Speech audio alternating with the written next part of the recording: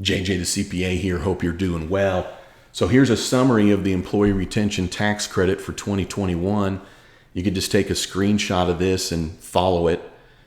I wanted to do this video though, talking about, do owners qualify for the Employee Retention Tax Credit? So not a straightforward answer to that, but here's what it is.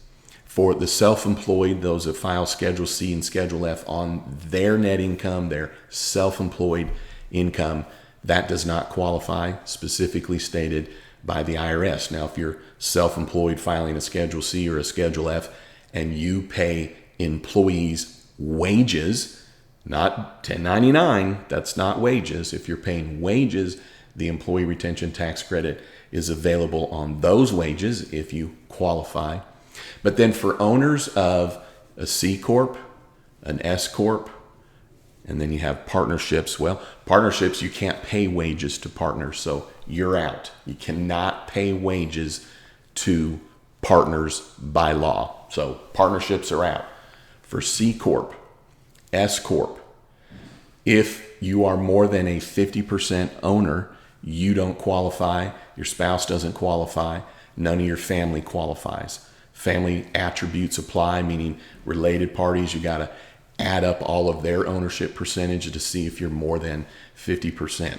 Yes, that is a conflicting opinion with some other potential tax professionals, EAs, and CPAs, but here's what I want you to note on this. Not one of my clients did we take the Employee Retention Tax Credit on the owners yet, okay? Yet.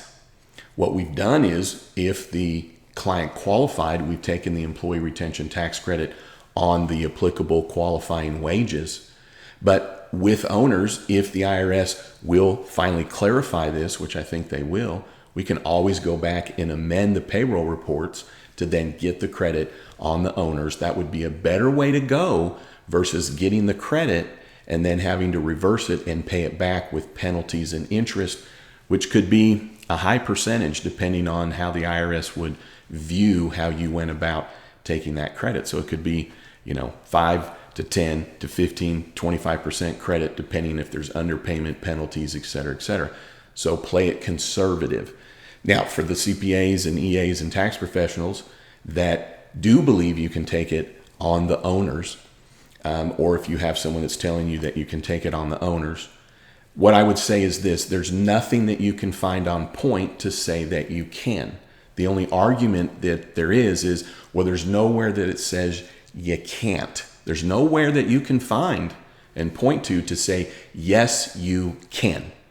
All the argument is, well, nowhere does it say you can't. Well, that argument's never going to work. I want you to think, you're visiting with an IRS agent. Is that argument ever going to hold up? Well, didn't say that we couldn't.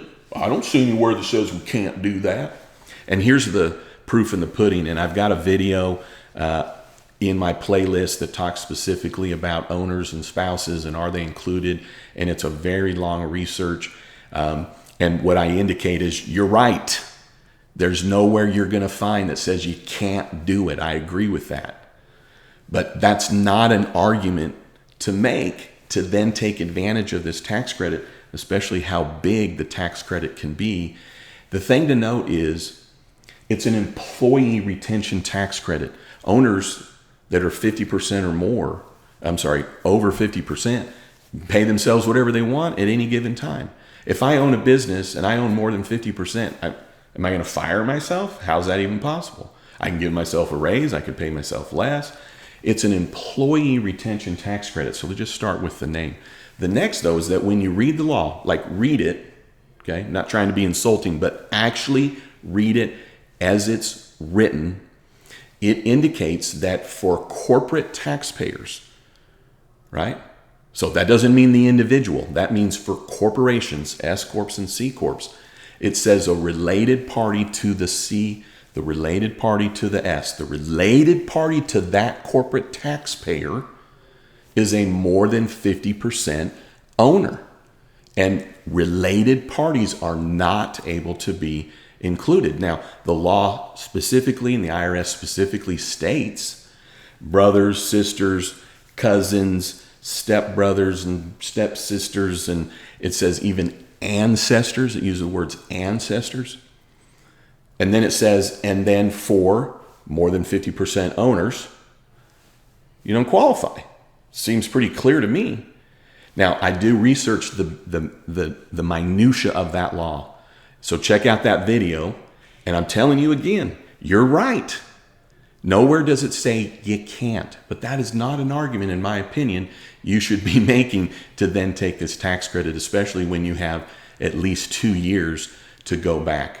Now, the American Institute of CPAs has asked the IRS to clarify this issue and to rule on it. So if the American Institute of CPAs is asking for clarification from the IRS, then clearly it's not clear, okay? Clearly it needs to have some additional guidance from the IRS, and they've not yet provided it. So it's better to play it conservative, get the credit when it's absolutely clear versus paying it back. That's my approach. That's my opinion. That's how I've gone about it with my clients. And I'm hoping, because if that is the case, I'm going to be able to get hundreds and hundreds of thousands of dollars for my clients in tax credits. But guess what? If I erred, meaning if I allowed my clients to take the employee retention tax credit on themselves, and the IRS later says, no, you can't, and they're on point with it, then my clients have to pay back hundreds and hundreds of $1,000s in tax credits, plus penalties and interest. So I caution tax professionals, no reason to be aggressive on this, because going back to your client to say, you're going to have to pay this back with penalties and interest is a terrible set of circumstances versus going to the client to say, okay, we're going to take it on the employees, we're going to hold on you, and then if we get something on point or win, and then you do qualify, guess what? Boom. Now you're going to get some extra credit later, if you will, extra tax credit. So I've got a huge video list on all of this. Check out those seminars that I've got instant access to for the employee retention tax credit. Walk through all of this. All right. Hey, thanks for tuning in. I'd love it if you'd subscribe. And then don't you ever forget, you've never met a CPA quite like me.